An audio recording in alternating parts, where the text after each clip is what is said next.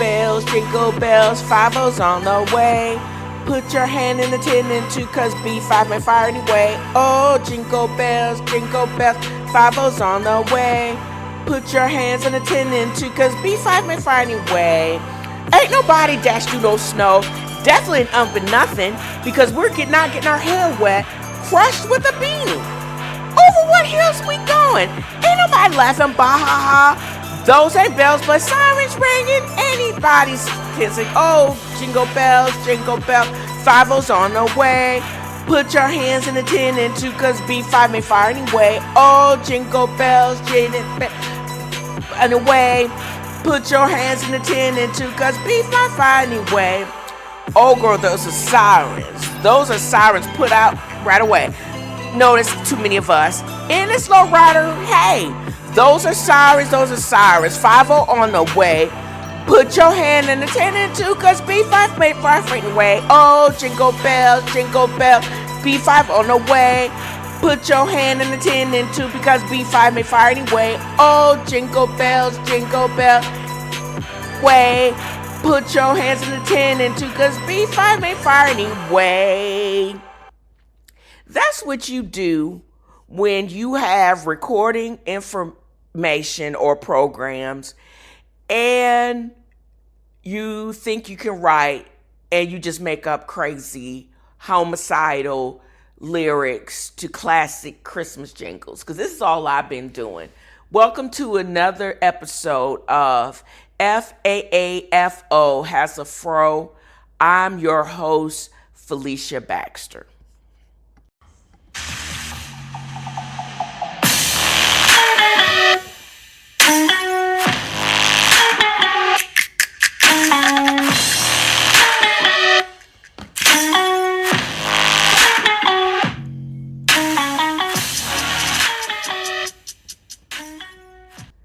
I would like to, in 2024, just dealing or having a firm discussion, even though it's probably in my head, about Parable of the Sower. There's so many themes in this great book by Octavia Butler, and I wanted to make sure I address some of the more serious issues.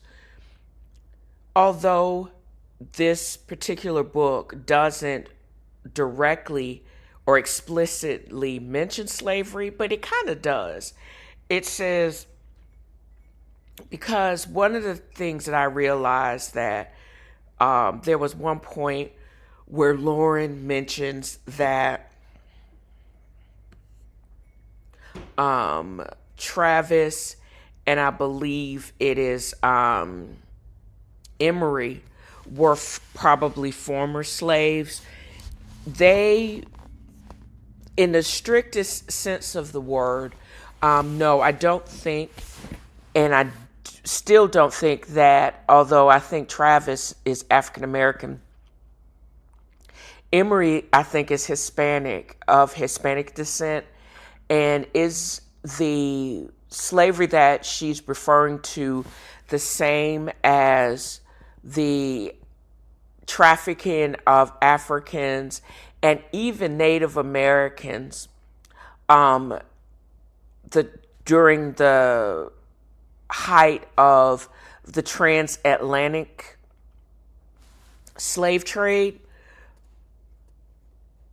I'm not sure. I think she referred to the debtor slave, or these big companies that set up a cycle of debt, which is similar to what we experienced, and actually my parents and family experienced during sharecropping in the early 19th and 20th century. Because you could never get out of this cycle of debt and owing the man. Something is similar to these big corporate farms. Something is very similar to what may or may not allegedly is going on with Amazon. Or, as I said, in big pharma, not big pharma, pharmaceutical companies, but who knows, big farms or corporate farms, the corporate agricultural collectives. What is possibly going on now that we're having all of these people sell their land for these big data centers? We don't actually know what is actually or what possibly could be happening, but Octavia Butler alleges in her book the exploitation of the environment, the loss of freedom and agency, and the resistance and the whole unending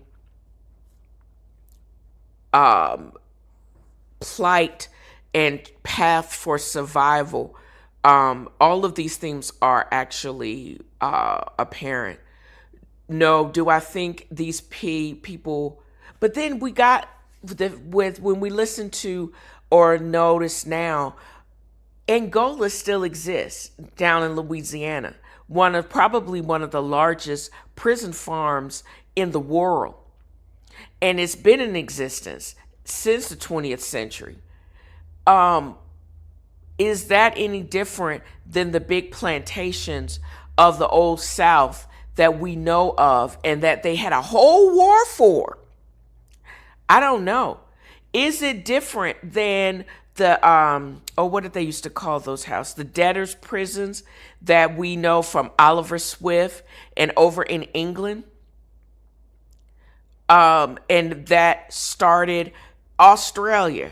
I was looking up just before I started recording the next season of Outback Opal Hunters and the history of of Australia as a penal colony and those workhouses that we know of, and that I don't think we're never going to know the extent of the exploitation that actually happened in those. We're just learning of these Native American schools between Canada and America, where they basically tried to obliterate the heritage of the original Americans. I don't think, I don't know, but I can only think that when I read about the loss of freedom and being control of your own self in this book, it brings up images that I just referred to. And so I think she does, or Octavia Butler basically deals with this loss of freedom in a different way and as a theme of the book. And even though it's supposed to be fictional, it does hit close to home because we're seeing still the manifestations of when corporations are allowed to act and move with no unfettered, as they call it, free enterprise or whatever, at the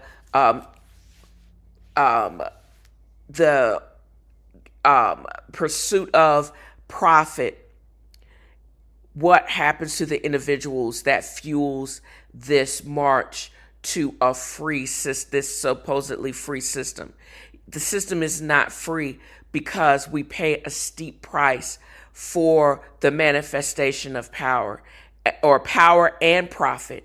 And I don't think, and it's not worth it, because we see an unraveling of a positive society and a cohesiveness and humanity, just to survive, has to resort to some extremes in order to survive and to be human and to care. It's all because survival of the fittest, or survival of the people that are actually able to tolerate. And how can you what happens when you don't just survive, when you want to thrive, and to be more than what people actually expect of you, or than what is actually expected? I want to move beyond the survival mode. And it's actually okay not to always be in survival. I want to survive and evolve. And I think that is the whole purpose. Basically, the first book of Parable of the Sower is like a blank slate. We basically had the dissolution of conventional society, family, religion, etc. We had the institution of the depravity of slavery. Even though he didn't think that we were equal, even Abraham Lincoln knew that that shit won't right. So we had to, the society as we know it had to be basically decimated for a new reality and to be realized and for humanity to advance. I hope we don't have to get to base camp 1 or to this level of decimation before we realize that we can't keep looking back to try to recapture something when we weren't all of that, and then we could actually now progress and just be human but be evolved.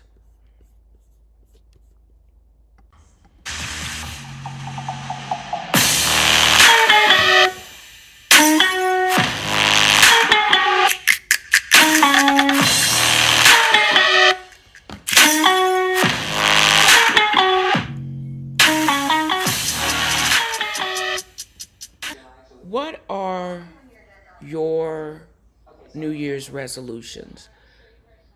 Are you resolved to be anything? I stopped making New Year's resolutions years ago because most of, about what, 95% of resolutions are abandoned by like the second or third week in January. I didn't want to waste my time in anybody's. I really didn't want to waste my time in making some type of resolution where I had no intent of going through with it. So here's the thing. I'm resolved to be conflict. I'm averse to conflict, granted. But at the same time, I know that there's conflict there, and I always find myself on edge. So this is what I am going to resolve to do. I'm going to resolve to be less anxious. I don't say anxiety free and not paying attention and etc. or truly disconnecting, because that's not a way. Humans can't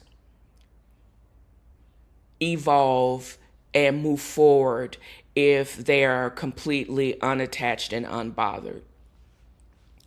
But you can do things to reduce your anxiety. One of them is being consciously intent or conscious intention.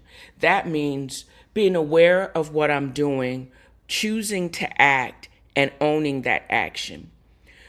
You have to be attuned, and your brain activity has to be prepared for it.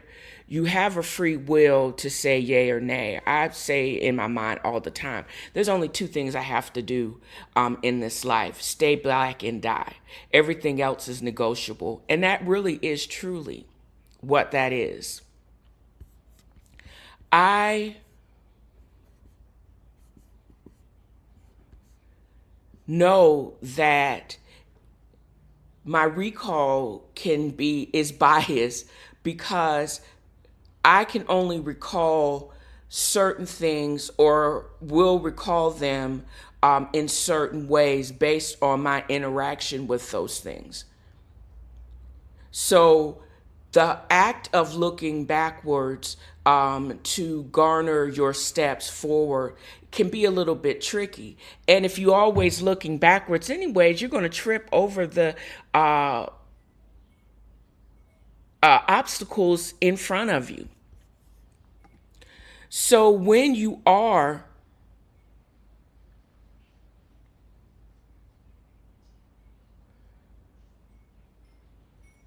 intentful and you know what is up and you are aware and you can actually look at things from all sides. You know what I mean? And then make your decision and be not just resolved, but actually can be that you made the right decision. You are assured that the decision that you actually, an action that you're about to take actually is the right decision and it's going to serve you well. When you can actually sit back and take a moment, be in the moment. That's what the whole resolve come into. What is it going to impact you or the situation positively? Have you looked at this from all angles and seeing what are other possibilities? You know, if you made this decision, if you went right or left, and asking the questions to actually, and don't be afraid to ask if you really want other people's opinion, but if they only give you false negative, if they're yes men, you have to also be aware of that. But if they're going to give you altering opinion, not just hater aid, because you don't really need that too, but you could also take the opinion with a grain of salt and see if that will actually serve you well. And looking at what if you did this, what if it actually turned bad? That is a possibility in most decisions and actions, but don't use that as a crutch to not to be inactive, and don't use it as a crutch because of you're taking on someone else's fear to be inactive. You also, when you are intentful at your own resolve or whatever the intentions are, you actually have to learn how to listen. Because if you ask somebody a question, but you are also engaged in your own thoughts, etc., you have to come up, in order to be consciously resolved and intentful, you also have to be a good listener. That means shutting down your own thoughts like a hamster wheel, being able to take in and process the information, and then giving opinion. Also, if that person, whoever you're engaged with, doesn't really is not asking for your opinion, they just want to dump their psychological detritus on you, and all they want you to do is just to listen, I think you can also, instead of cutting people off solely because they just want to dump their own drama on you, because I've done that before, I also have learned, as comes from years of working in a pediatric office in a hospital, I have selective listening or capability. I'm not thinking of anything about my own thoughts about what I'm necessarily going through. I also know that I'm only going to pick and choose to listen at bits and bobs. And it's a gift. I'm only going to tune in if they really want an opinion. Some people just talk to be talking. They don't necessarily want you to solve whatever they're going through. They don't necessarily want you to give your own opinion or a separate action, because it's going to piss them off, because it's going to be so different than the action that they actually took. So the bottom line is, if you're really not asking for my opinion, I'm not going to give it to you. I'm going to have to learn to basically say, really, and ask them to give more detail on their own experience. and only offer up an opinion if they are asking me for the opinion. Some people just need to vent, and that's fine. I would prefer if you would do it with your own therapist, but then again, you don't want anybody's opinion. You just want to talk and talk and talk. And if there's no resolution, then there's no resolution. And that's on them. And also, going forward, being disconnected and unbothered, it's not only going to serve, it's not, in the end, it's not really going to serve you well. I will focus on what situation and my own reaction to those situations. I'm not going to continue to engage in anything that doesn't serve me well in the short term, and definitely not in the long term.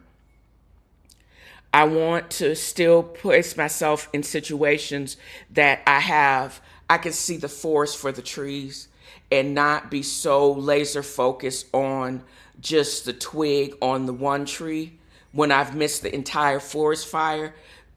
Also, you can't get so bogged down on the what ifs and what possibly can be. You can't be anxious or afraid to act because of some unseen force, or there is a possibility of something going wrong. That's life. There's always going to be a possibility of something going wrong. Me standing still is not going to keep that thing from going wrong. When you are actively aware of the possibility of change or the possibility of negativity, you can only get yourself prepared from when that moment actually comes. You can't just be anxious anticipating that moment to come. And you got to keep on living and being positive. That should be the intent, I think, for everyone. Don't keep engaging in things that don't serve you, and being engaged enough to go after what you want and that is going to give you a positive outcome. And also give the community and other people around you positivity too. But don't keep engaging in something that is not serving you, because that makes no sense and is the definition for insanity. And ain't nobody trying to go into this next millennia insane anymore.